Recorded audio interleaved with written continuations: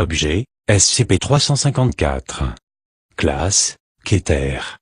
Procédure de confinement spéciale, en raison de la nature immobile de SCP-354, la zone 354 a été construite autour de lui. La zone 354 permet de loger les forces d'intervention et les membres du personnel de classe D entraînés à faire face aux menaces émergentes de SCP-354, ainsi que les chercheurs qui étudient SCP-354 et ses propriétés. Pour leur propre sécurité, aucun membre du personnel présent sur place n'est autorisé à s'approcher de SCP-354 à quelque moment que ce soit. L'interaction directe avec SCP-354 n'est autorisée qu'à des fins de recherche visant à éliminer SCP-354 et doit être approuvée par un membre du personnel de niveau 5. La zone 354 a été construite pour contenir et neutraliser toutes les menaces sortant de SCP-354. Au cœur de la zone 354, un mur de 6 mètres de béton renforcé avec supprime a été construit autour de SCP-354 pour éviter que les entités émergentes ne s'échappent de la zone. Des caméras à détection de mouvements rapides sont placées au sommet de la paroi et orientées vers la mare, et les gardes armés peuvent facilement faire feu dans l'enceinte depuis des passerelles placées au-dessus de la mare. Description: SCP-354 est une mare de liquide rouge découverte au nord du Canada. Le liquide possède une consistance semblable à celle du sang humain, d'où sur surnom d'origine, la mare de sang, mais n'est pas de nature biologique. La mare n'a pas de berge bien définie. La terre se mêle au liquide jusqu'à ce qu'à un certain point, il y ait plus de terre que de liquide et que le sol soit essentiellement solide. Le liquide devient plus dense à mesure que l'on descend dans la mare. Si celle-ci possède un fond, celui-ci n'a pas encore été atteint. Périodiquement, des entités émergent du bassin et tentent de s'échapper de l'enceinte. Jusque-là, presque toutes les créatures qui sont sorties de SCP-354 étaient extrêmement hostiles et hautement dangereuses. SCP-354 a apparemment été découvert en barre verticale interrompue, barre verticale interrompue, barre verticale interrompue, barre verticale interrompue par les survivants d'un accident d'avion, qui ont trouvé SCP-354 par hasard. SCP-354 était devenu une légende urbaine locale bien avant que le personnel de la Fondation n'arrive pour faire face à la menace. Après avoir localisé la source de la légende, les membres du personnel de la Fondation SCP ont mis en place la station de surveillance Epsilon 38, pour surveiller la mare et dissuader les futurs voyageurs de la trouver. SCP-354 a alors été classé comme Euclide jusqu'à ce que ses propriétés soient découvertes. Après 1403 heures, le barre verticale interrompu, barre verticale interrompu, barre verticale interrompu, barre verticale interrompu, une entité non identifiée émergea de SCP-354. Le contact avec la station de surveillance Epsilon 38 fut perdu. La force d'intervention mobile barre verticale interrompue, barre verticale interrompue, barre verticale interrompue, barre verticale interrompue, fut dépêchée sur les lieux pour maîtriser l'entité et est finalement parvenue. Tout le personnel de la station de surveillance Epsilon 38 fut retrouvé mort. La zone 354 a ensuite été construite pour contenir SCP-354. Document 354-1A, liste incomplète des entités ayant émergé de SCP-354 avant l'événement 354-20. SCP-354-1, l'entité originelle qui a détruit la station d'observation Epsilon 38. Ressemblait à une chauve-souris géante. Neutralisé par la force d'intervention mobile barre verticale interrompue, barre verticale interrompue, barre verticale interrompue, barre verticale interrompue. SCP-354-2, créature mammalienne de la taille d'un ours, recouverte de piquants acérés. Ressemblait à un échidné. Était pratiquement à l'épreuve des balles, mais a été incapable de s'échapper de l'enceinte entourant la mare. Neutralisé avec du napalm. SCP-354-3, sphère noire métallisée capable de léviter. Émettait des radiations dans des concentrations élevées sous forme de rayons précis, suffisants pour paralyser instantanément et plus tard entraîner la mort. Le docteur, groupe de symboles, à l'époque à la tête de la zone, parvint à atteindre SCP-354-3 avec une masse, ce qui le neutralisa. SCP-354-3 s'est alors autodétruit, causant des dommages structurels mineurs et blessant gravement le docteur, groupe de symboles. Le docteur, groupe de symboles, a depuis fait un rétablissement complet et a été félicité pour sa bravoure. SCP-354-4, créature humanoïde reptilienne, d'environ 4,6 mètres de haut, s'est échappé de l'enceinte fortifiée puis de la zone 354 elle-même. Les tirs ne lui causaient que très peu de dommages physiques et étaient en grande partie inefficaces.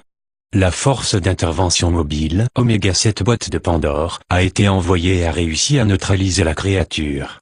SCP-354-5, données supprimées. SCP-354-6, semblait être un humain de sexe masculin d'origine indienne.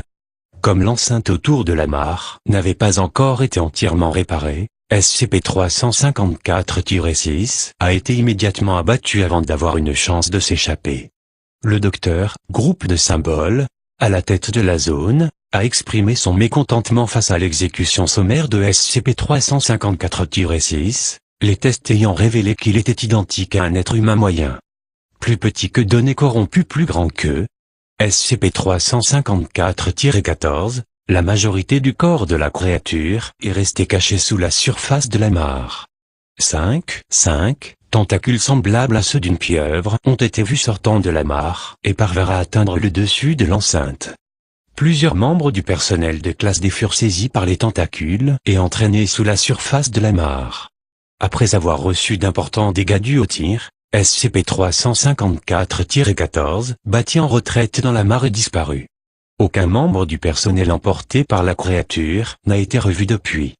SCP-354-15, créature féline constituée d'une structure bleutée cristalline, qui se révéla plus tard être de la glace, fut capable de bondir par-dessus l'enceinte fortifiée et était assez agile pour esquiver la plupart des tirs. Était activement hostile et a blessé tous les membres du personnel qui ont engagé le combat avec elle. Le sujet attaqua SCP-354-16 dès qu'il émergea de la mare et fut supprimé au cours de la lutte. SCP-354-16, créature féline constituée de pierres noires rougeâtres, qui se révéla plus tard être du magma partiellement solidifié. Les tirs se sont avérés largement inefficaces contre sa peau. N'était pas hostile vis-à-vis du personnel et n'a pas tenté de s'échapper de l'enceinte fortifiée jusqu'à ce qu'il soit attaqué par SCP-354-15. Supprima avec succès SCP-354-15 et devint de moins en moins actif à mesure que son corps refroidissait. Après s'être entièrement solidifié et être resté immobile depuis, l'objet a été placé dans le bureau du docteur, groupe de symboles, à des fins esthétiques. SCP-354-18, une machine humanoïde métallique, décrite par plusieurs membres du personnel de classe D comme un Terminator. Le sujet possédait un dispositif d'invisibilité, le rendant invisible aux yeux humains. Le sujet était très habile au combat et parvint à tuer près de 90% du personnel de garde de la zone 354, tandis qu'il faisait des ravages dans les bâtiments. Environ 60 minutes après avoir émergé de la mare, le sujet cessa de fonctionner et se mit hors tension. Le sujet a été démantelé et sa batterie a été supprimée. Les vestiges du sujet sont à l'étude.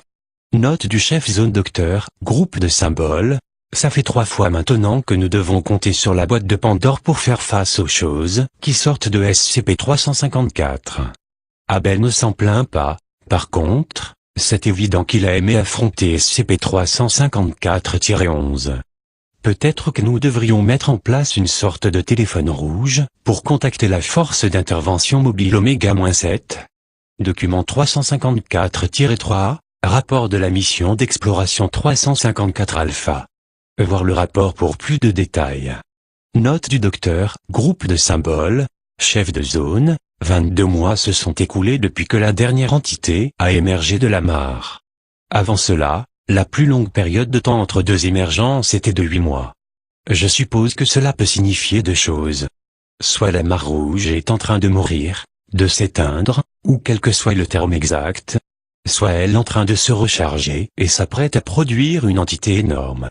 Les O5 estiment que la première possibilité est l'explication la plus probable, et ont rappelé 30% de notre personnel total et réduit notre budget de 25%.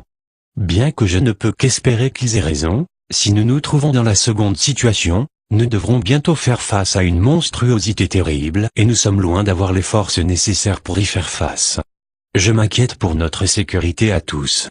Document 354-4, rapport de l'événement 354-20 dans la matinée du « Données supprimées », l'ensemble du personnel de la zone 354 a évacué l'installation. Cependant, le personnel a également coupé le courant de la zone et a emporté un certain nombre de fournitures et de véhicules de l'installation, en précisant que l'évacuation n'avait pas été faite en raison d'une urgence. La force d'intervention mobile Theta 12 a été envoyée pour enquêter sur la cause de l'évacuation et, si possible, prendre contact avec le personnel de secteur. Cependant, avant que la force d'intervention, Theta-12 ne puisse entrer en contact avec la zone 354, ou un de ses membres évacués, l'ogive nucléaire de la zone explosa, entraînant la destruction de toute l'installation et la mort de « données supprimées ». FIM Theta-12 a reçu l'ordre de prendre contact avec le personnel évacué et, en cas d'hostilité, reçu l'autorisation de supprimer tout membre du personnel refusant de coopérer. Un important convoi de véhicules en provenance de la zone 354 fut repéré au sud de la zone 354, s'éloignant à grande vitesse. Les derniers contacts audio avec la FIM Theta-12 indiquèrent que le convoi était composé de membres du personnel de la zone 354, et que le système hiérarchique tel qu'il existait à l'origine avait été entièrement réorganisé, des membres du personnel de classe D armée ainsi que des chercheurs ayant ouvert le feu sur FIM Theta-12. FIM Theta-12 a été anéanti et aucun autre contact avec les anciens membres de la zone 354 n'a pu être établi depuis. Document 354-5, suite à la destruction totale de la zone 354, le site de confinement de la Mare Rouge a été construit à sa place. Les plans de base de la nouvelle installation précédente qui se focalisait sur la recherche et la neutralisation des entités issues de SCP-354, le nouvel établissement est entièrement consacré au confinement de SCP-354 et des entités qui peuvent en émerger, ainsi que de toutes les forces imprévues qu'il peut créer directement. Cela est dû en grande partie aux conclusions tirées par le nouveau chef de site, données supprimées, qui suppose que les événements du rapport 354-20 s'expliquent par une attaque psychique ou mentale générée par SCP-354 lui-même.